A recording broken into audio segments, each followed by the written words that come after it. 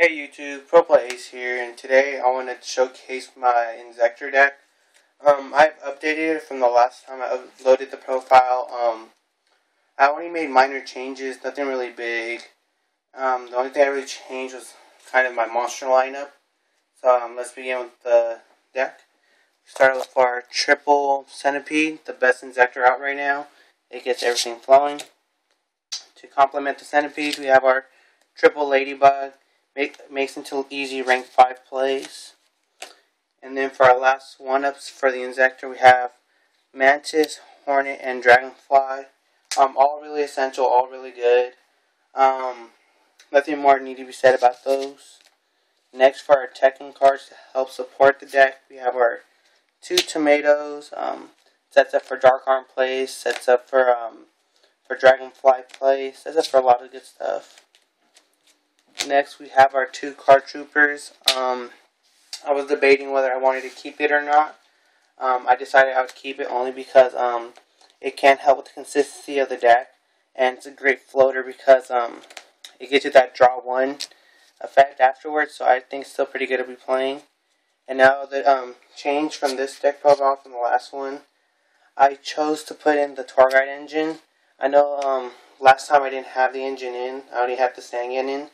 But this time I put in the other 2 tour guides because with the decline of windups right now, I don't think that hand traps are really needed for this deck. So instead of the maxis, I took those out for the tour guides only because it lets me play more offensively. And then for my last Tekken, I played 1 Birdman. Yes, it sounds kind of weird, Birdman and Inzektors, but it's actually been working pretty good. It helps me go into this one play where if I can't go into an Exabeetle and I need to steal my opponent's monsters, it makes me go into this one Arachnid monster, so it's pretty good. And then for the last monster, we have Dad. It's Dad, nothing else to be said. That's it for the monsters. Now for the spells. Spells stayed the same. There's really no changes here. Triple space, only because you need your place to go off when you need them. Double sword.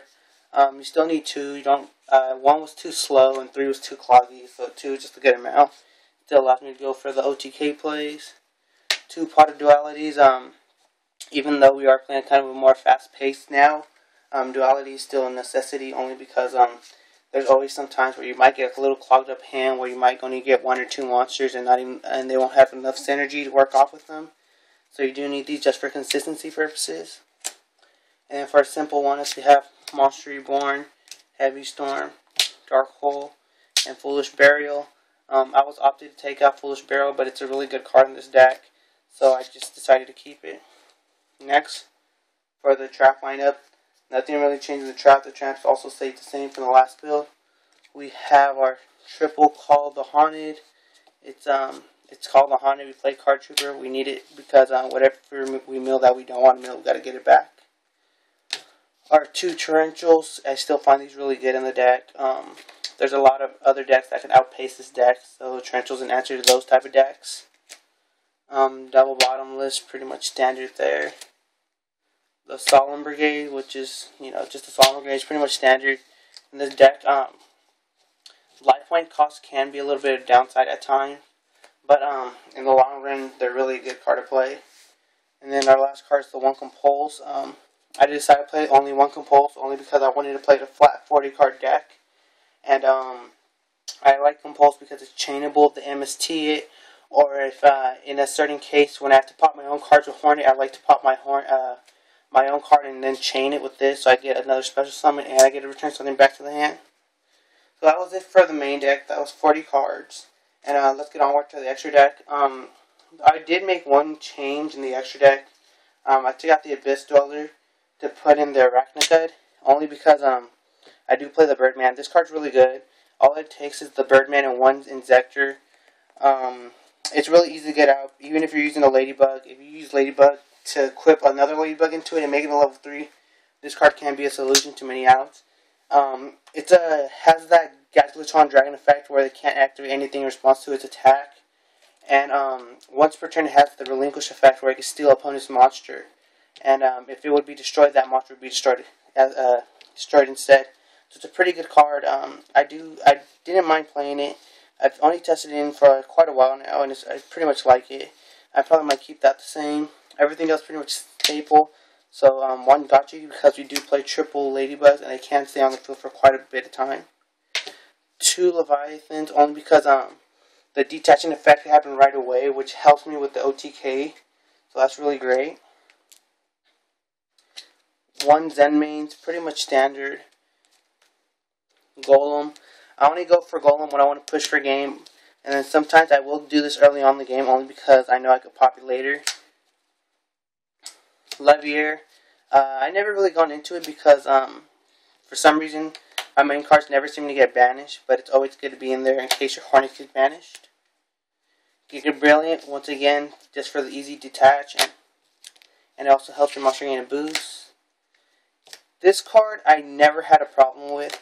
The thing about him is that like if I'm playing against like an agent player or if my opponent has his Zen mains, it's my answer to it. Only because if I don't get into Compulse in time, I can always go into this guy, and that's pretty much the same thing after a certain amount of time. The one Utopia, I took out the Abyss Dweller because I found out that I didn't really need it that much. It wasn't really that option for me, so I just decided to take it out completely. So next we have our one extra stack. Probably it's still the MVP of the deck. It causes a lot of, because of my opponents getting a lot of situations where they feel uncomfortable with. I know today I was playing with a couple of buddies of mine, and he went Machine of Fortress, and I would just steal it, and then it'd become 20-50, and then the next turn I'd do the following thing, just steal his Machine of Fortresses over and over, so he couldn't recycle it anymore. So I'd stop that play completely, which I truly loved about it. Next we have Armored Ninja, the only rank 5 that has the ability to detach without being in a certain situation. It's really good, like I said. It's first turn is better to go into this than to go Tyrius, only because you have the option to detach or not. And then for our last rank 5, we have the Tyrius and Adrius.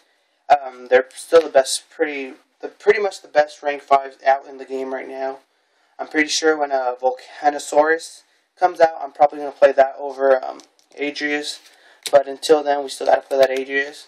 And then for the last monster in the extra deck, we are playing one guy night only because at certain times, when you have a used up Adrius, Tyrius, or extra stack, you might want to go into him only for that extra push, and because you can still deal that what's called piercing damage afterwards. So that's still a pretty good option. Still liable or whatever. Yeah, but that's the deck. Thanks for watching. Like, comment, rate, subscribe, all that good stuff. Until next time.